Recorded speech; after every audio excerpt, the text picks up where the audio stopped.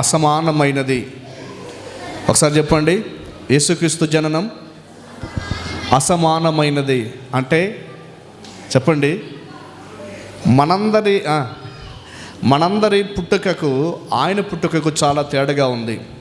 మనమందరూ కూడా సామాన్యంగా పుట్టిన వారం, ఆయన జనమ అసమానమైనది. ఎందుకు ఆయన జననం అసమానమైనదో ఈ మధ్యాహ్న కాల సమయం కొన్ని సంగతులు మీ ఆలోచనలోనికి నేను తేవటానికి సిద్ధపడుతూ ఉన్నా. దయచేసి జాగ్రత్తగా కొన్ని నిమిషాలు మీ మనస్సును వాక్యంపై కేంద్రీకరించాలని ప్రభువును బట్టి మనవి చేస్తూ ఉన్నాను. దయచేసి రండి, లేఖనముల నుండి యేసుక్రీస్తు యొక్క జననం అసమానమైనది అనే అంశంపై కొన్ని సంగతులు మీ ఆలోచన ముందుకు నేను తేవటానికి ప్రయత్నిస్తూ ఉన్నా. ఎందుకు యేసుక్రీస్తు జననం అసమానమైనది అంటే కొన్ని సంగతులు ఈ సమయమందు మనం వినటానికి సిద్ధపడదాం. రైట్ ప్రియులారా, యేసుక్రీస్తు జననం ఎందుకు అసమానమైనది? ఎందుకు సామాన్యమైన జననంగా ఆయన జననం లేదు? నీవు నేను పుట్టామంటే, అమ్మాయిలు వద్దు, సైలెంట్ కూర్చో, కొన్ని నిమిషాలు సైలెంట్ ఉండండి. నీవు నేను పుట్టిన తర్వాత ఈ ప్రపంచంలో ఒక మనిషిగా మనం కనిపించాం. మనకంటూ చరిత్ర ఏది కూడా కనిపించదు. మనకంటే పూర్వం కానీ మన తర్వాత కానీ ఏది కూడా లేదు. మనమే ప్రారంభం, మనమే ముగింపు. మనకంటే మనం పుడతామని మన తాత కానీ ముత్తాత కానీ ఎవరు కూడా కలలు కనలేదు. ఒకవేళ మన నాన్న అనుకుంటాడేమో నాకు కొడుకు వస్తాడు, ఒక కూతురు వస్తుంది. మన తాత అనుకుంటాడేమో మా అబ్బాయికి కొడుకు పుడతాడు అని. కానీ మనది సామాన్యమైన చరిత్ర. యేసుక్రీస్తు జననం అసమానమైనది ఎందుకు అంటే కొన్ని లాజికల్గా, నేను హిస్టారికల్గా కొన్ని సంగతులు మీ ముందు ఉంచాలని ఇష్టపడుతూ ఉన్నా. దయచేసి ప్రిపరేషన్ వెనకాల చాలా ప్రయాసం ఉంది. మీ మనసు పెట్టి ఈ సమయమందు వాక్యాన్ని మీరు వినగలిగితే కొన్ని వాస్తవ విషయాలు మీ మనసులోనికి తొచ్చుకుపోతాయని ఈ సందర్భంగా నేను నమ్ముతూ ఉన్నాను. నమ్మి మీ ముందు నిలబడటానికి ప్రయత్నిస్తూ ఉన్నా. యేసుక్రీస్తు జననం అసమానమైనది. మొట్టమొదటి రీజన్ ఏంటి అంటే యేసుక్రీస్తు కన్యకకు పుట్టడం. ఏంటండి? యేసుక్రీస్తు కన్యకకి పుట్టడం. అదేంటి, ఆ స్త్రీనే కదా ఆమె అనుకోవచ్చు. కానీ ఆయన ఎలా పుట్టాడో లేఖనంలో నుండి ఒక్క విషయాన్ని మీ ఆలోచనలోనికి తేవటానికి ప్రయత్నిస్తూ ఉన్నా. యెషయా గ్రంథం, బైబిల్ గ్రంథాన్ని తెరిచి మీ ముందు ఉంచుకోండి. యెషయా గ్రంథం 53వ అధ్యాయంలో ఒక మాట ఇలా కనిపిస్తూ ఉంది. యెషయా గ్రంథం 53వ అధ్యాయము 1వ వచనం 2వ వచనాన్ని చదువుతూ ఉన్నా. దయచేసి బైబిల్ గ్రంథం ఉన్న వాళ్ళు తెరిచి మేము ముందు ఉంచుకోండి. అక్కడ గ్రంథకర్త ఒక ఆధ్యాత్మిక విశ్లేషణ లేక ఆధ్యాత్మిక వివరణ సుదూర భవిష్యత్తులో జరుగుతున్న ఒక సంగతి తెలియచేస్తూ ఉన్నాడు. ఏం చెబుతూ ఉన్నాడంటే యెషయా గ్రంథం 53వ అధ్యాయము 2వ వచనములో ఏమన్నాడు ఇక్కడ అంటే, లేత మొక్క వలెను ఎండిన భూమిలో మొలిచిన మొక్క వలెను అతడు ఆయన ఎదుట పెరిగాను అన్న మాట చెప్పాడు. లేత మొక్క వలెను, తర్వాత ఎండిన భూమిలో మొలచిన మొక్క. ఏంటండి? ఏ భూమిలో మొలిచిందంటే మొక్క? ఎండిన భూమిలో. సాధారణంగా ఎండిన భూమిలో మొలకలు విత్తనాలు మొలకెత్తుతాయా? చెప్పండి. భూమి తడి ఉంటేనే విత్తనం మొలకెత్తడం కష్టం. ఎండిన భూమిలో మొలిచిన మొక్క అంటే ఏం చెబుతా ఉన్నాడు ఒక ఆధ్యాత్మికంగా ఈ వివరణ అంటే, పురుషుడు ప్రమేయం లేకుండా ఒక కన్యకకు మాత్రమే పుట్టే సందర్భాన్ని ప్రపంచము ఎండిన భూమిలో మొలిచిన మొక్కను ఎక్కడూ చూడలేదు. కానీ యేసుక్రీస్తు జననంలో అది సాధ్యమైంది. ప్రపంచంలో ఎక్కడ కన్యక గర్భాన్ని ధరించి కుమారుని కనలేదు. అంటే పురుష ప్రమేయం లేకుండా ఏ స్త్రీ ప్రపంచంలో కనలేదు. కారణం ఏమిటంటే మానవ ఉత్పత్తి దేవుని చేత, దేవుని వలన, దేవుని ద్వారా అనుగ్రహించబడిన ప్రక్రియ.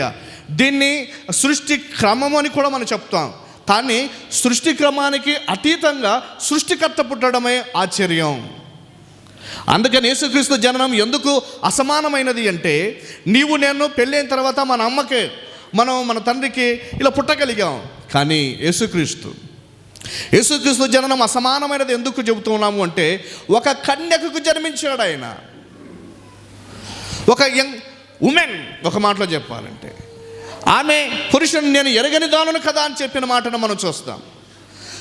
ఆ కన్యకు పుడతాడని యేసుక్రీస్తుని గురించి 600 సంవత్సరాల క్రితమే ఇదే గ్రంథకర్త అయిన యెషయా గారు ప్రవచించిన సందర్భాన్ని మనం చూస్తాం. యెషయా గ్రంథం 7వ అధ్యాయం 14వ వచనంలో, ఇదిగో ఆలకించుడి, ప్రభువు తానే ఒక సూచన మీకు చూపుతూ ఉన్నాడు అన్నాడు. దేవుడు చూపించే ఒక సూచన. ఏ సూచన అండి అది? దేవుడు చూపించే సూచన. దేవుడు ఏం చూపిస్తూ ఉన్నాడో చరిత్రలో గుర్తు చేశాడు. ఆలకించుడు, ప్రభువే తాను ఒక సూచన మీకు చూపును. అదేమిటంటే, కన్యక గర్భవతి అయి కుమారుని కనును. కన్యక గర్భవతి అయి కుమారుని కనును. కన్యక గర్భవతి కావడం ఏమిటి? ఆ రోజుల్లో ఆ ప్రవచనము అందించిన తర్వాత ఆ ప్రవచనం చూసి చాలామంది, ఏంటి యెషయా గారికి ఏమైనా మైండ్ దబ్బిందా, ఏంటి ఇలాంటి మాటలు పలికాడు అనుకున్న వాళ్ళు కూడా లేకపోలే. కారణం ఏమిటంటే, సుదూర భవిష్యత్తులో జరిగే ఓ ప్రక్రియ, సుదూర భవిష్యత్తులో మానవ చరిత్రలో, మానవ వంశావళిలో యేసుక్రీస్తును దేవుడు పంపిస్తాడన్న అవగాహన ఆనాటి ఇశ్రాయేలుకి కూడా భవిష్యత్తు లేకుండా ఉండవచ్చు అని నేను అనుకుంటూ ఉన్నాను. కన్యక గర్భం ధరించి కుమారుని కనడం ఏంటి? ఎందుకు ఈ గ్రంథకర్త ఈ మాట చెబుతూ ఉన్నాడు అనుకుని ఆనాటి ప్రజలు కూడా ఖచ్చితంగా ఆలోచించుంటారేమో. చాలా తరతరాలుగా ఇలా చెప్పాలంటే 600 సంవత్సరాలు పైచిలుకు ఆ ప్రశ్న వారిని వేధించింది. యేసుక్రీస్తు పుట్టడం ద్వారా ఆ ప్రశ్న నెరవేర్పును, ఆ ప్రవచన నెరవేర్పును బైబిల్ గ్రంథము ఇలా మనకు తెలియజేసింది. మత్తయి సువార్త 1వ అధ్యాయం. రండి నాతో పాటు బైబిల్ గ్రంథాన్ని తెరిచి మేము ముందు ఉంచుకోండి. కనీసం వాక్యాన్ని వింటూ ఉన్నప్పుడు, వాక్యం మీతో ప్రకటించబడుతూ ఉన్నప్పుడు బైబిల్ గ్రంథాన్ని మీ దగ్గర ఉంచుకోవడం చాలా ఆశీర్వాదకరం మీకు. మత్తయి సువార్త 1వ అధ్యాయం 22వ వచనంలో ఈ మాట కనిపిస్తూ ఉంది. ఇదిగో కన్యక గర్భవతి కుమారుని కనును, ఆయనకు ఇమ్మానుయేలు అని పేరు పెట్టుదురు అని ప్రభువు తన ప్రవక్త ద్వారా పలికిన మాట నెరవేరినట్లు ఇదంతయు జరుగును అన్నాడు. ఏ ప్రవక్త అయితే ప్రవచనం పలికాడో ఆ ప్రవక్త పలికిన ప్రవచనం నెరవేర్చబడాలి అంటే ఆ నెరవేర్పుకు ఇదే గుర్తు. యెషయా గారు ఏ ప్రవచనం అయితే పలికాడో ఆ ప్రవచనం యొక్క నెరవేర్పే యేసుక్రీస్తు పుట్టడము అంటూ యేసేపుతో ప్రభుదూత మాట్లాడిన సందర్భాన్ని గుర్తు చేసింది. యేసుక్రీస్తు జననం అసమానమైనది. మొట్టమొదటి రీజన్ ఏంటంటే, ఆయన కన్యక మాత్రమే పుట్టాడు. నీవు నేను పెళ్ళైన తర్వాతే మనం పుట్టాను.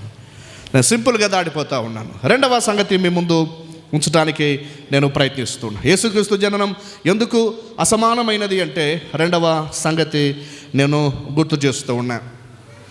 యేసుక్రీస్తు జననం ప్రపంచంలో కలిగినప్పుడు, యేసుక్రీస్తు పుట్టినప్పుడు పరలోకములో ఉన్న దూతగళం కదిలింది. ఎవరు కదిలారండి? పరలోకంలో ఉన్న దూతగళం కదిలింది. 2వ అధ్యాయం లూకాసు వార్త 2వ అధ్యాయంలో మనం ఈ మాటలు చూస్తాం.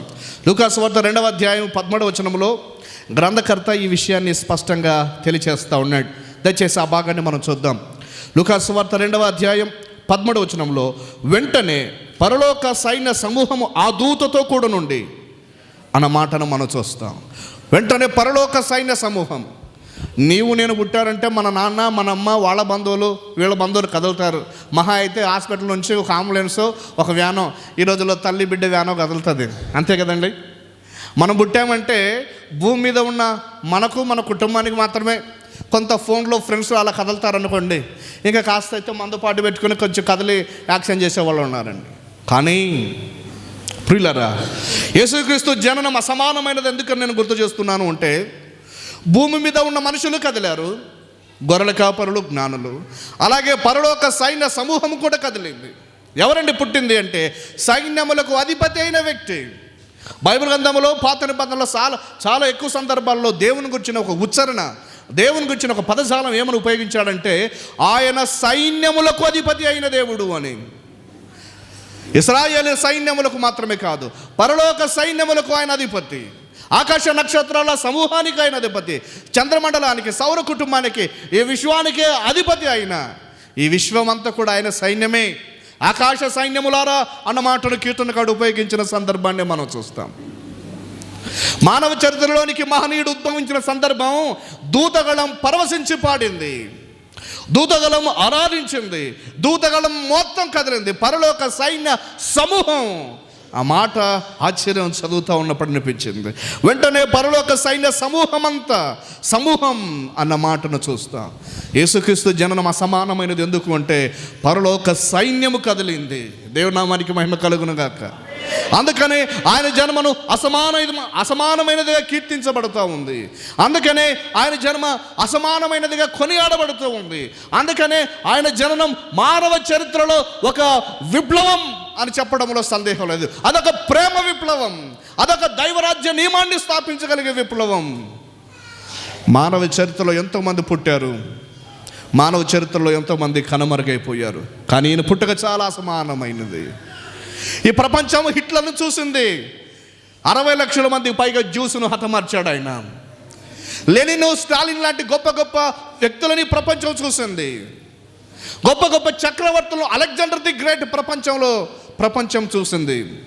గొప్ప చరిత్రకారులను చూసింది, గొప్ప రాజకీయ వ్యక్తులను చూసింది, గొప్ప గొప్ప సైంటిస్టులను చూసింది. స్టీఫెన్ హాకింగ్ లాంటి వ్యక్తిని, గొప్ప గొప్ప ధనవంతులను, వారెన్ బఫెట్, బిల్ గేట్స్ లాంటి గొప్ప గొప్ప బిలినియర్లు ప్రపంచంలో చూసింది. గొప్ప గొప్ప క్రూరులైన వ్యక్తుల్ని, బిల్ లాడెన్ లాంటి గొప్ప వ్యక్తులను కూడా చూసింది. వారెవరు పుట్టగా పరలోక సైన్యం సమూహం కదలలేదు. ఈ రాజు పుట్టగా సైన్యం కదిలింది, సమూహంగా కదిలింది. ఇలా ఒక మాట నన్ను చెప్పనివ్వండి, పుట్టిన వ్యక్తి సామాన్యుడు కాదు. నేను కదిలానంటే నా కుమారుడు పుట్టాడంటే నా కుమారుడికి సంబంధం ఉంది కాబట్టి నేను కదులుతాను. మన గ్రామంలో ఎవరో పెద్దలు పుట్టారంటే వారి ద్వారా ఏదో గొప్ప మేలు పొందుతాం కాబట్టి మనం కదులుతాం.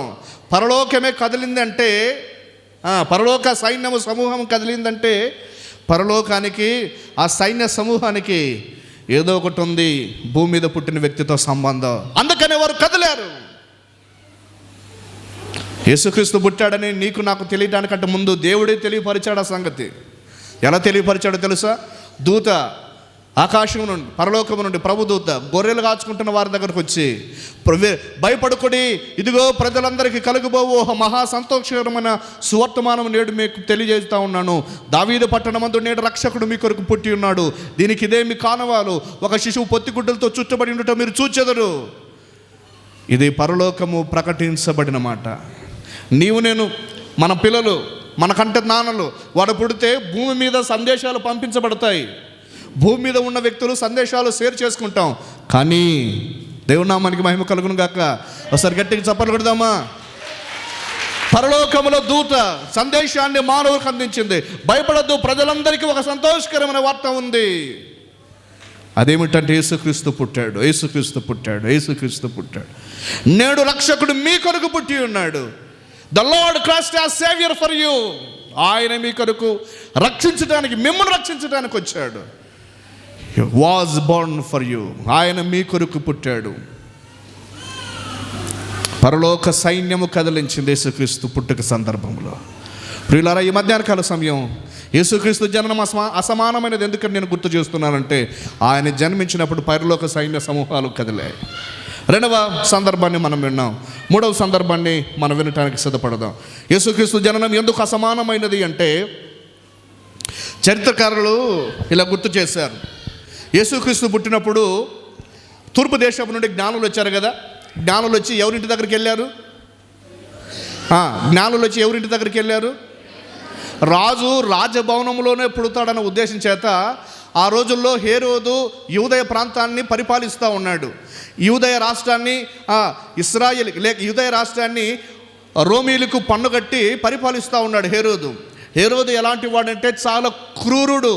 చాలామంది భార్యలు, చాలామంది పిల్లలు ఆయనకు ఉండేది. ఆయన చరిత్ర, ఆయన ఎంత క్రూరుడు అంటే, ఆయన కడుపున పుట్టిన కుమారులే ఎవరైనా తన సింహాసనానికి వస్తారని తెలిస్తే కన్న కుమారుని చంపగలిగే చరిత్ర అయింది. తన రక్తం పంచుకొని పుట్టిన తన భార్యలకి పుట్టిన చంపగలగడంలో వెనకాడడు. ఆ రోజుల్లో ఒక సామెత ఉండేదంట. ఏంటో తెలుసా? పంది కడుపున పుడితేనైనా బతుకుతాం, కానీ హేరోదు కడుపున పుడితే బతకము అన్నది ఆ రోజుల్లో ఉండేదట ఒక సామెత. ఎందుకంటే తన స్వయాన తన రక్తం పంచుకొని పుట్టిన తన పిల్లల్ని చంపగలిగే క్రూరుడైన హేరోదు పరిపాలిస్తున్న దినాలవి. ఆ కాలములో జ్ఞానులు దర్శించడానికి, యేసుక్రీస్తుని దర్శించడానికి వచ్చారు. వారెక్కడో సుదూర దూరము నుండి, తూర్పు దేశాల నుండి వారు వస్తే, నక్షత్రాన్ని చూసి వారు వచ్చారు. వారు వస్తున్నప్పుడు రాజు కాబట్టి వాళ్ళు చెప్పిన మాట, రాజగృహంలో పుట్టాడేమని ఉద్దేశం చేత, యూదుల రాజుగా పుట్టిన వాడు ఎక్కడున్నాడు? తూర్పు దిక్కున మేము ఆయన నక్షత్రమును చూసి వచ్చామన్నాడు. ఎవరి గృహంలో చెప్పారండి? హేరోదు రాజు గృహంలో చెప్పారు. ఆ మాటకు లేఖనం చెప్పిన మాట ఏమిటంటే, యెరూషలేములో ఉన్న వారందరంట కలవరపడ్డారంట. ఒకసారి మనం ఆ మాటను చూద్దాం. మత్తయి సువార్త 2వ అధ్యాయం 2వ వచనంలో ఈ మాటలు మనకు కనిపిస్తాయి. 2వ అధ్యాయం నుంచి చూద్దాం. మత్తయి సువార్త 2వ అధ్యాయం 1వ వచనం చూద్దాం. రాజు అయిన హేరోదు దినముల యందు యూదయ దేశపు బెత్లెహేములో యేసు పుట్టిన పిమ్మట, ఇదిగో తూర్పు దేశపు జ్ఞానులు యెరూషలేమునకు వచ్చి, యూదుల రాజుగా పుట్టినవాడు ఎక్కడున్నాడు? తూర్పు దిక్కున మేము ఆయన నక్షత్రము చూచి ఆయనను పూజించుతామని చెప్పిరి. హేరోదు రాజు ఈ సంగతి వినినప్పుడు అతడును అతనితో కూడా ఉన్న వారందరూ కలవరపడిరి అన్నాడు. కలవరం ఎవరికి వచ్చిందండి? కలవరం ఎవరికి వచ్చింది? నాకంటే నా రాజ్యంలో రాజు పుట్టాడా, ఇదేమిటి చరిత్ర అనుకున్నాడు ఆయన. అవసరమైతే నా కుమారుడే నా రాజ్యానికి వారసుడు అవుతాడని తెలిస్తే నా కుమారుని చంపిన చరిత్ర నాది.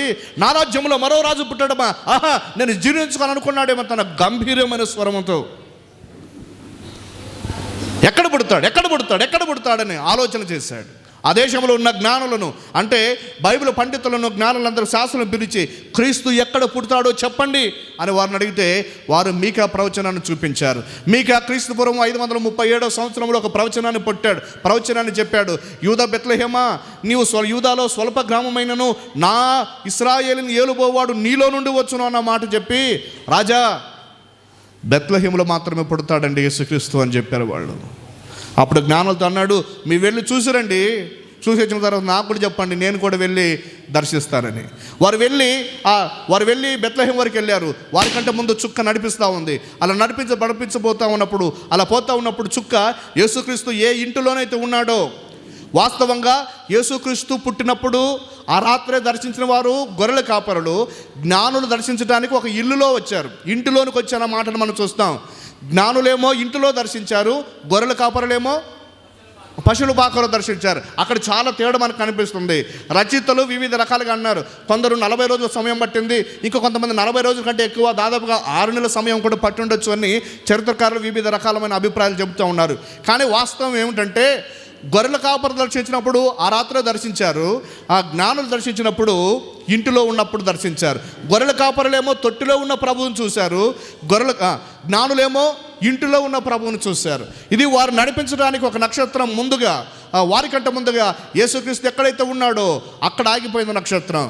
వారు ఆ ఇంటిలోనికి వచ్చి తల్లి అయిన మరియను యేసేపును చూసి, తొట్టిలో పండుకున్న బాబును చూసి వారు అత్యానంద భరితులై, లేఖని చెప్పిన మాట, బంగారు సాంబ్రాణి బోలమును ఆయన కానుకలుగా సమర్పించి వారు వెళ్తూ ఉన్నప్పుడు, ఆయన ఆరాధించినప్పుడు, ఇంగ్లీష్ బైబిల్లో వర్షిప్డ్ హిమ్ అనే పదం చూసాం. ఆయన ఆరాధించారు అన్న, మొక్కారు. ఎవరండి మొక్కినది? జ్ఞానులు మొక్కారు.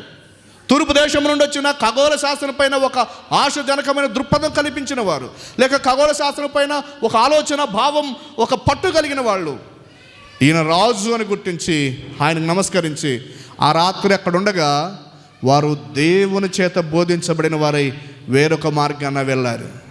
సంగతి ఏమిటంటే, యేసుక్రీస్తు జననం అసమానమైనది ఎందుకని గుర్తు చేస్తూ ఉన్నంటే, మూడవ లాజికల్ థింగ్ ఏంటంటే, యేసుక్రీస్తు కాలంలో యూదయ బెత్లెహేము పరిసర ప్రాంతాల్లో యేసుక్రీస్తుకు సమాన వయసు కలిగిన వాళ్ళు ఎవరు లేరు. నా మాటలు అర్థమవుతున్నాయా? యేసుక్రీస్తు కాలంలో యేసుక్రీస్తు కంటే ఎవరు సమానమైన వారసులు ఎవరు లేరు. ఎందుకు తెలుసా? ఈ జ్ఞానులు తమను అపహసించారని వారు వెళ్ళిపోయిన తర్వాత రాజు ఆ ప్రాంతాన్ని పరిపాలిస్తున్నాడు కాబట్టి ఒక చట్టం చేశాడు. ఏంటో తెలుసా? బెత్లెహేము దాని పరిసర ప్రాంతాల్లో అప్పుడే పుట్టిన బిడ్డ నుండి 2 ఏళ్ల మగపిల్లల వరకు అందరిని కూడా చంపండి అని శాసనం వేశాడు. అర్థమైందా? అప్పుడే పుట్టిన పిల్లల నుండి 2 ఏళ్ల వరకు ఉన్న పిల్లలందరూ కూడా యూదయ బెత్లెహేము దాని పరిసర ప్రాంతాల్లో ఉన్న పిల్లలందరినీ కూడా చంపండి అన్నాడు. వారు వెళ్ళి ఆ పిల్లలందరూ కూడా చంపితే రామాలో ఏడుపు అంగలార్పు వినబడునన్న ప్రవచనం నెరవేరింది. అంటే యేసుక్రీస్తు కాలంలో ఆయన ఒక్కడే, ఆయనకి తర్వాత 2 సంవత్సరాలు కానీ తర్వాత కానీ ఎవరు కూడా కలగలేరు, ఎవరు కూడా లేరు. ఆ ప్రాంతాలలో మాత్రమే, బెత్లెహేం ప్రాంతాల్లో మాత్రమే. ఎంత ఆశ్చర్యం అండి! యేసుక్రీస్తు జననం ఎందుకు అసమానమైనది అంటే, ఆయనకంటే ఆయన సమాన వయస్కులు ఎవరు కూడా లేరు. నేను పుట్టాను అనుకోండి, నా సమాన వయస్కులు మన ఊర్లో చాలామంది కనిపిస్తారు, మా ఫ్రెండ్స్, ఒక మాటలో చెప్పాలంటే నా క్లాస్మేట్స్. కానీ ఆయన పుట్టినప్పుడు ఆయన సమకాలికుల వ్యక్తులు ఎవరు కూడా లేరు. అందరూ కూడా ఏమైపోయారు? చంపబడ్డారు. అంత క్రూరంగా పరిపాలించేవాడు హేరోదు. యూదులకు దేవాలయాన్ని కడతానని చెప్పి 40 సంవత్సరాలైనా కూడా కంప్లీట్ చేయలేదు. గొప్ప తాజ్మహల్ అంత సమయం తీసుకోలేదని నేను అనుకుంటాను. అంటే అంతగా రాజకీయ లెక్కలు ఎలా ఉంటాయంటే చాలా పకడ్బందీగా ఉంటాయి, కానీ ఇంప్లిమెంట్లో చాలా జీరో కనిపిస్తూ ఉంటుంది. ఇదిగో కడతాను, అదిగో కడతాను, అప్పుడైపోతుంది, ఇప్పుడైపోతా ఉంది అని పెద్ద పెద్ద రాళ్ళ చేత దేవాలయాన్ని కట్టాడు, కానీ అలా కొనసాగించాడు.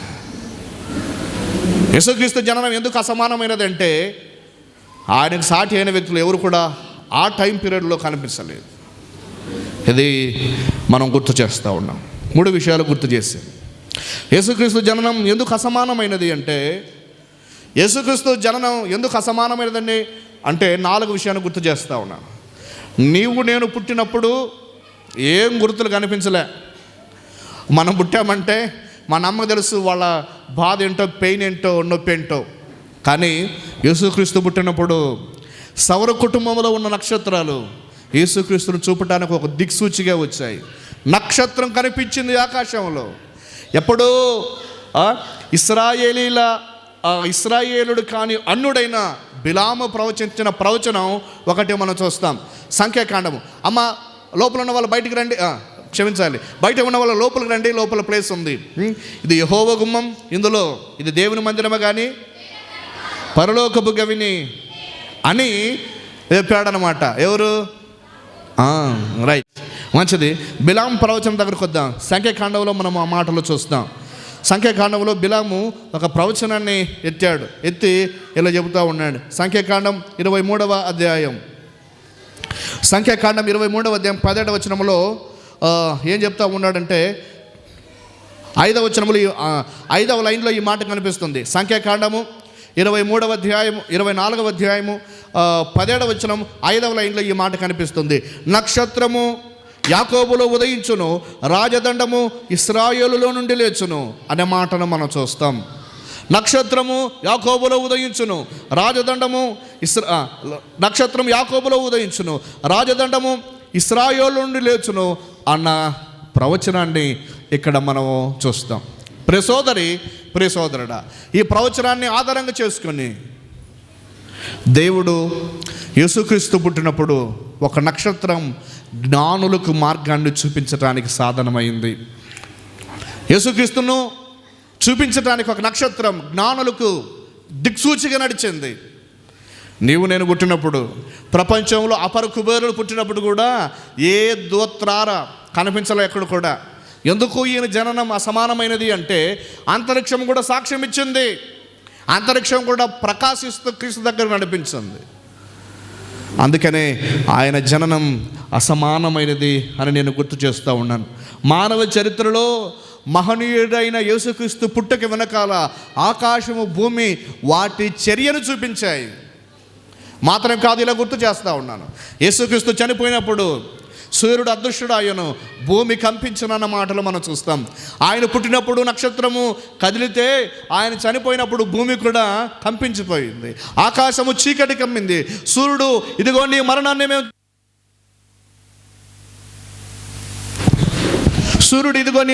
మేము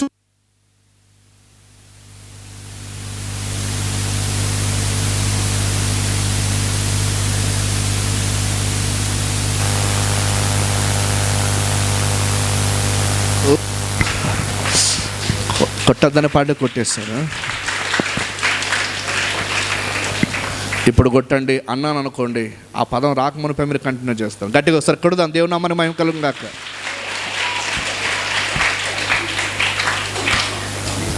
రైట్, ఎక్కడున్నాం మనం? ఏంటి సార్ పండుగ రోజు కూడా మీరు మమ్మల్ని చాలా మర్చిపోతూ ఉన్నారు. నీవు మా ముందు ఉన్నావు, మేము నీ ముందు ఉన్నాం అంటారా? మీరు లొకేషన్లోకి వచ్చారు, నేను సిచ్యువేషన్లో అడుగుతూ ఉన్నాను. రైట్, మంచిది. యేసుక్రీస్తు పుట్టినప్పుడు ఏం చెప్తా ఉన్నాను? సూర్యుడు అదృశ్యమయ్యాడయ్యా, ఇదిగో నీ మరణాన్ని మేము చూడలేకపోతా ఉన్నాము. సూర్యుడు అదృశ్యుడైతే భూమి కంపించింది. లేఖనం చెప్పిన మాట ఏమిటంటే, నిద్రించిన పరిశుద్ధుల శరీరాలు పరిశుద్ధ పట్టణంలోకి వచ్చాయంట. చాలామంది చనిపోయి ఉంటే పరిశుద్ధులు, ఒక చరిత్రకారుడు అన్నాడు 11 మంది యేసుక్రీస్తు చనిపోయినప్పుడు లేచారని చెప్పాడు ఆయన. ఎంతమంది? నిద్రించిన పరిశుద్ధుల శరీరాలు లేచాయంట. అంటే చనిపోయిన వాళ్ళు లేచారు. ఒక జీవాన్ని సృష్టించిన జీవము మరణమైతే మరణమైన శవాలు జీవాన్ని దాల్చుకొని వచ్చాయి. అది ఆయన జననం అనుకున్న ఒక ప్రత్యేకత, ఆయన మరణానికి ఉన్న ఒక ప్రత్యేకత.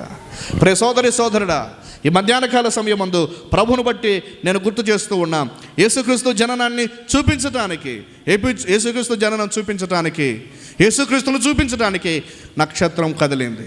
ఈ రోజున నీకు నాకు ఒక అవకాశాన్ని దేవుడు ఇచ్చాడు. ఏంటి నీకు నాకు ఇచ్చిన అవకాశము అంటే, ఎందరైతే నీతి మార్గాన్ని అనుసరించటానికి ప్రజలను తిప్పుతారో వారు నక్షత్రం వలె నిరంతరము ప్రకాశిస్తారు అంటాడు. దేవుని నామానికి మహిమ కలుగును గాక. దానియేలు గ్రంథములో ఆ ప్రవచనం మనకు కనిపిస్తూ ఉంది. దానియేలు గ్రంథము 12వ అధ్యాయంలో చాలా చక్కగా ఆ మాటలు దానియేలు గారు తెలియచేసిన సందర్భాన్ని మనం చూస్తూ ఉన్నాం. నీతి మార్గాన్ని 3వ వచనంలో ఈ మాటలు మనకు కనిపిస్తాయి. బుద్ధిమంతులైతే ఆకాశ మండలంలోను జ్యోతులను పోలిన వారే ప్రకాశించెదరు. నీతి మార్గం అనుసరించి నడుచుకున్నట్లు ఎవరు అనేకులను త్రిప్పుదురో వారు నక్షత్రం వలె నిరంతరము ప్రకాశించెదరు అన్నాడు. దేవుని నామానికి మహిమ కలుగును గాక. నిరంతర ప్రకాశం దేనికి ఉంటుంది? నిరంతరం ఏది ప్రకాశిస్తుందండి? మనం చిన్నప్పుడు బాగా చదువుకొని ఉంటాం 3వ తరగతి 4వ తరగతిలో, సూర్యుడు పెద్దదా నక్షత్రాలు పెద్దయా అని మనం అంటాం. సూర్యుడు పెద్దది అని. కానీ సూర్యునికి నక్షత్రాలకి చాలా దూరంగా ఉండడం వల్ల, సూర్యునికి నక్షత్రాలకి చాలా దూరంగా ఉండడం వల్ల ఈ సూర్యుని యొక్క ప్రకాశము ఆ నక్షత్రాల యొక్క వెలుగును చూపించకుండా చేసింది. అందుకనే అవి కూడా నిరంతరం ప్రకాశిస్తాయి. ఏటివి? అందుకని ఇక్కడ చెప్పాడు కదా, నిరంతరము ప్రకాశించు నక్షత్రం వలె వారు నక్షత్రం వలె నిరంతరము ప్రకాశించెదరు అన్నాడు. నక్షత్రాలు నిరంతరము ప్రకాశిస్తాయి. పగలు సూర్యుడు ఉండడం వల్ల అవి మన కంటికి కనిపించవు. రాత్రుడు సూర్యుడు మరుగై చీకటి కమ్మని వెంటనే మనకు ప్రకాశించే, ప్రయాణం చేసే నక్షత్రాలు కనిపిస్తాయి. ఆ రోజున యేసుక్రీస్తుని చూపించడానికి ఆ నక్షత్రం ఉపయోగపడితే, ఈ రోజున యేసుక్రీస్తుని చూపించడానికి భూమి మీద నీవు నేను ఒక స్టార్ లాగా షైనింగ్ మనం ఎదరజల్లాలి. You are one of the greatest shining star. ఎవరు నీవు? గ్రేటెస్ట్ షైనింగ్ స్టార్ అంటే నీవు ఒక ప్రకాశించే నక్షత్రానివి. నీవు యేసుక్రీస్తుని గురించి ప్రకటిస్తే, బుద్ధి మార్గాన్ని నీతి మార్గాన్ని అనుసరించాలి అని ప్రజలు చెప్తే, నీవు ఒక నిరంతరము ప్రకాశించే నక్షత్రానివి. అవి ఆకాశంలో నక్షత్రాలు అయితే, నీవు నేను భూమి మీద ఉన్న నక్షత్రాలు. దేవుని నామానికి మహిమ కలుగును గాక. ఒకసారి ఫిలిప్పీలు రాసిన పత్రికలో పౌలు గారు ఇలా అంటాడు. ఫిలిప్పీ పత్రిక 2వ అధ్యాయంలో మనం చూస్తే ఏం చెప్తాడు అంటే, ఫిలిప్పీలు రాసిన పత్రిక 2వ అధ్యాయము 16వ వచనంలో, అట్టి జనము మధ్య మీరు జీవవాక్యమును చేతపట్టుకొని లోకమందు జ్యోతుల వలె కనబడుచు ఉన్నారు అన్నాడు. ఫిలిప్పీలు ఏమన్నాడు తెలుసా? లోకమందు జ్యోతులు అన్నాడు. ఎవరండి లోకమందు జ్యోతులు? బుద్ధి మార్గాన్ని, జ్ఞాన మార్గాన్ని, సత్య మార్గాన్ని, నీతి మార్గాన్ని బోధించే వ్యక్తులు, యేసుక్రీస్తును చూపించే వ్యక్తులు. వారు భూమి మీద ఉన్న జ్యోతులు. భూమి మీద ఉన్న జ్యోతులు. యేసుక్రీస్తు జననం ఎందుకు అసమానమైనది అంటే 4 విషయాలు గుర్తు చేశాను. చెప్పగలుగుతారా? 4 విషయాలు. మొదటిది కన్యక పుట్టడం. రెండవది పరలోకపు సైన్య సమూహాలు కదలడం. మూడవది ఏంటో అంత కూడా మర్చిపోయాం మనం. బాగా యేసుక్రీస్తు పుట్టినప్పుడు యేసుక్రీస్తు వాళ్ళ అమ్మ నాన్న 12వ ఏట యెరూషలేముకి వెళ్ళిపోయారు. యెరూషలేముకి వెళ్ళిపోయిన తర్వాత ఏం జరిగింది తెలుసా? 3 రోజులు ప్రయాణం చేశారు. 3 రోజుల తర్వాత యేసుక్రీస్తు వారితో లేడని వాళ్ళు తెలుసుకున్నారు. ఎప్పుడు 3 రోజుల తర్వాత పండుగ వచ్చి ప్రభువునే మర్చిపోయారు. బాగా గంభీరంగా మీరు మాటలు వింటారని నేను అనుకుంటాను, కానీ విని మర్చిపోయారు మీరు. యూదయ పరిసర ప్రాంతాల్లో యేసుక్రీస్తు సమకాలికులు ఎవరు కూడా లేరు. అందరూ కూడా హేరోదు ఏం చేశాడని విన్నాం? చంపాడని విన్నాం. 4వది ఏమిటంటే ఆకాశంలో నక్షత్రం కదిలింది. 5వ సంగతి నేను గుర్తు చేస్తూ ఉన్నాను. 5వ విషయం ఏమిటంటే, ప్రపంచంలో ఏ గొప్ప వ్యక్తి అయినా, ఇలా చెప్పాలంటే ఎంత గొప్ప మత అధిపతి అయినా, ఇలా చెప్తే బాగుంటుందేమో, కొన్ని మతాలకు కొందరకు స్థాపకులు, కొన్ని మతాలు వారి ద్వారా స్థాపించబడ్డాయి. ఉదాహరణకి ఇలా గుర్తు చేస్తాను.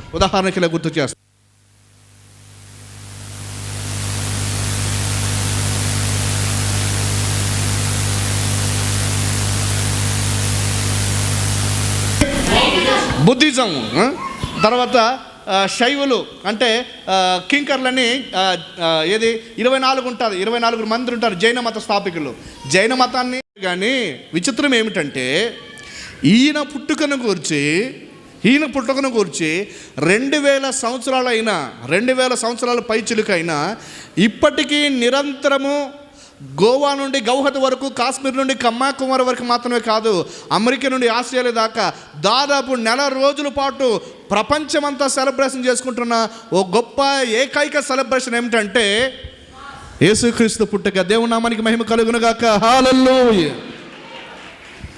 మనమే 2 చేసుకున్నాం. మొన్నొకటి సెమీ క్రిస్మస్, అడ్వాన్స్ క్రిస్మస్, ముందస్తు క్రిస్మస్, ఈ రోజు ఒకటి. అంటే ప్రపంచం మొత్తం 6 నెలల మీద ఎక్కడ క్రైస్తవుడు కనిపిస్తే ఆ క్రైస్తవునికున్న ఒక్కొక్క ధైర్యం ఏమిటంటే క్రిస్మస్, యేసు నా కొరకు పుట్టాడు, నన్ను ప్రేమించడానికి వచ్చాడు, నన్ను రక్షించడానికి వచ్చాడు. నేను భయములో బ్రతుకుతుండగా, చీకటిలో బ్రతుకుతుండగా, అసత్యంలో బ్రతుకుతుండగా, మరణంలో బ్రతుకుతుండగా నా కొరకు వెలుగుగా వచ్చాడు, నా కొరకు సత్యంగా వచ్చాడు, నా కొరకు జీవంగా వచ్చాడు, నా కొరకు ఆశ్చర్యకార్యాలు చేయడానికి వచ్చాడు, నన్ను రక్షించడానికి రక్షకుడిగా వచ్చాడు అని ప్రపంచమంతా సెలబ్రేషన్ చేసుకుంటా ఉంది. దేవుడు లేడని బ్యాన్ చేసిన కొన్ని కమ్యూనిస్టు ప్రాంతాల్లో కూడా, కమ్యూనిస్టు దేశాల్లో కూడా, లైక్ చైనా, రష్యా లాంటి ఆ దేశాల్లో కూడా క్రైస్తవులు నేటికి క్రీస్తుని గురించి సాక్షులుగా బ్రతుకుతూ ఉన్నారు. సాక్షుల సమూహం భూమి మీద బయలుదేరి క్రిస్మస్ను గురించి, క్రీస్తు పుట్టుకను గురించి ఎందరికో నేటికి నిరంతరం ప్రకటిస్తూ ఆ సందర్భాన్ని సెలబ్రేషన్ చేసుకుంటూ ఉంది. ఒక మాట చెప్పనివ్వండి, ఇంత గొప్ప సెలబ్రేషన్ దాదాపుగా 1 నెల రోజుల పాటు ఏ వ్యక్తుల గురించి అయినా, ఏ మతాధిపతిని గురించి అయినా సెలబ్రేషన్ చేసుకునే వ్యక్తులు ఉన్నారా ప్రపంచంలో? అందుకని ఆయన జననం అసమానమైనది. దేవుని నామానికి మహిమ కలుగునుగాక. అసమానమైన రక్షకుడు నీ కొరకు నా కొరకు వచ్చాడు. అసమానమైన రక్షకుడు నిన్ను నన్ను చూడటానికి వచ్చాడు. అసమానుడైన రక్షకుడు దేవుని చేత నీ దగ్గరికి, నా దగ్గరికి పంపబడ్డాడు. ఈ రక్షకుడిని నీవు అంగీకరించావా అన్నది నా ప్రశ్న. ఈ రక్షకుడిని అంగీకరించావా అన్నది నా ప్రశ్న. క్రిస్మస్ స్టార్టింగ్ స్పెల్లింగ్ ఏంటండి? శ్రీ. క్రైస్ట్ స్టార్టింగ్ స్పెల్లింగ్ శ్రీ. విచిత్రం ఏమిటంటే మనకు సి కనిపిస్తూ ఉంటుంది. ఏంటి? Cloth C. కానీ కావలసిన క్రైస్ట్ సి కనిపించదు. మనకు సి కనిపిస్తాడు, ఏది? క్లాత్ సీలు. తర్వాత ఇంకోటి చాలా సంగతులు మనం చూస్తాం. క్యారెల్స్, ఇట్ మీన్స్ సి నుంచే ప్రారంభమవుతాయి. పాటలు బాగా ఉంటాయి, క్లాతులు బాగుంటాయి, కానీ తర్వాత ఇంకో సి కనిపిస్తుంది. బాగా సెలబ్రేషన్ కూడా ఉంటుంది, కానీ ఉండాల్సిన సీనే లేకుండా పోయింది. నీ జీవితంలో క్లాత్ సి ఉన్నా, లేకపోతే సెలబ్రేషన్ సి ఉన్నా, తర్వాత ఇంకోటి క్యారెల్ సి ఉన్నా, ఇదంతా కూడా వృధాగానే. నీకు ఉండాల్సిన శ్రీ క్రైస్తు కలిగిన శ్రీకి ఉండాలి. క్రీస్తు కలిగిన సీని నీవు రిప్రజెంట్ చేయాలి. అట్టి సీని మనం నేర్చుకుందాం. ప్రియులారా, క్రిస్టమస్ అంటే క్రైస్ట్, ఇట్ మీన్స్ మస్. ఈ 2 పదాలు ఏం గుర్తు చేస్తున్నాయంటే, క్రైస్ట్ అండ్ మస్ ఏం గుర్తు చేస్తూ ఉన్నాయంటే, క్రీస్తు. మన తెలుగు డిక్షనరీలో క్రీస్తు పూజ, లేక ఇంగ్లీష్ డిక్షనరీలో ఆక్స్ఫర్డ్ లాంటి డిక్షనరీలో చూస్తే క్రీస్తు ఆరాధన అనే పదాలు చూస్తాయి. క్రిస్మస్ అంటే క్రీస్తు యొక్క ఆరాధన. క్రిస్మస్ అంటే క్రీస్తు యొక్క ఆరాధన. క్రీస్తు లేకుండా మన ఆరాధన ఉండకూడదు, క్రీస్తును కలిగి మన ఆరాధన ఉండాలి. క్రీస్తు లేని క్రిస్మస్ అంతా కూడా దండగా. క్రీస్తును కలిగిన క్రిస్మస్ మనకు కావాలి. అట్టి సెలబ్రేషన్ మనకు కావాలి. ఈ క్రీస్తు నీ కొరకు, నా కొరకు, మనందరి కొరకు వచ్చిన రక్షకుడు. అందరి ఇంట్లో ప్రార్థనలు ఉంటాయి, అందరికీ క్యారల్స్ ఉంటాయి, అందరికీ సెలబ్రేషన్ ఉంటుంది, కానీ క్రీస్తు లేడేమో, కేవలం క్రిస్మస్ మాత్రమే కనిపిస్తుందేమో. దయచేసి జాగ్రత్తగా. పండుకెళ్ళి ప్రభునే మర్చారు వారి తల్లిదండ్రులు. వాళ్ళ తల్లిదండ్రులే మర్చారంటే కొన్ని సందర్భాల్లో నీవు నేను మర్చిపోవడానికి చాలా ఎక్కువగా ఉంది. నేను చాలా సందర్భాలు గుర్తు చేశాను. ఒక ఆయన చాలా తాగబోతాడంట, క్రైస్తవుడు. ఆ క్రిస్మస్ రోజున వచ్చాడు, బాగా తాగొచ్చి వెనకాల కూర్చున్నాడు. ప్రసంగం చేస్తా అంట పాస్టర్ గారు. అయిపోయిన తర్వాత ఆయన వెనకాల ఉండి తాగాడు కదా, బాధపడుతూ ఉన్నాడంట. ఏంటయ్యా తాగి బాధపడుతూ ఉన్నావు కదా, ఎందుకు తాగావంటే, అయ్యా దేవుడే నా కొరకు దీనుడై పాపి అయిన నన్ను చూడటానికి వచ్చారు కదా, ఆ బాధను ఆ సంతోషం తట్టుకోలేక నేను తాగానండి అని చెప్పాడంట. యేసుక్రీస్తు నా కొరకు పుట్టాడు కదా, ఇంత పాపిని నన్ను క్షమించడానికి నా కొరకు వచ్చాడా, ఆ సంతోషాన్ని తట్టుకోలేక తాగానంది, అందుకని ఏడుస్తూ ఉన్నానని చెప్పాడట. అదే వ్యక్తి మరలా గుడ్ ఫ్రైడే రోజు వచ్చాడంట. ఎప్పుడు? గుడ్ ఫ్రైడే రోజు వచ్చి మరలా వెనకలకు వచ్చి తాగొచ్చి మరలా ఏడుస్తూ ఉండంట. ఈ పాస్టర్ ప్రసంగం చేశాడు, అయిపోయిన తర్వాత మరలా కలిశాడంట. ఏంటి ఆ రోజు క్రిస్మస్ రోజు వచ్చాడు, ఈరోజు మరలా గుడ్ ఫ్రైడే వచ్చాడు, ఏంటో ఇప్పుడు కూడా ఏడుస్తూ ఉన్నాడు తాగని ఆ వ్యక్తి దగ్గరికి అందరు వెళ్ళిపోయిన తర్వాత కలిశాడంట. ఏంటయ్యా మరలా తాగి ఏడుస్తూ ఉన్నావు అంటే, నా కొరకు చనిపోయాడు కదా, ఆ బాధను తట్టుకోలేక తాగానండి అని చెప్పాడంట. ఎలా ఉంటుంది చూడండి, తాగాలనుకున్నాడు, ఆ 2 రోజులు ప్రత్యేకించి యేసుక్రీస్తు పేరును ఉపయోగించి తాగాడు.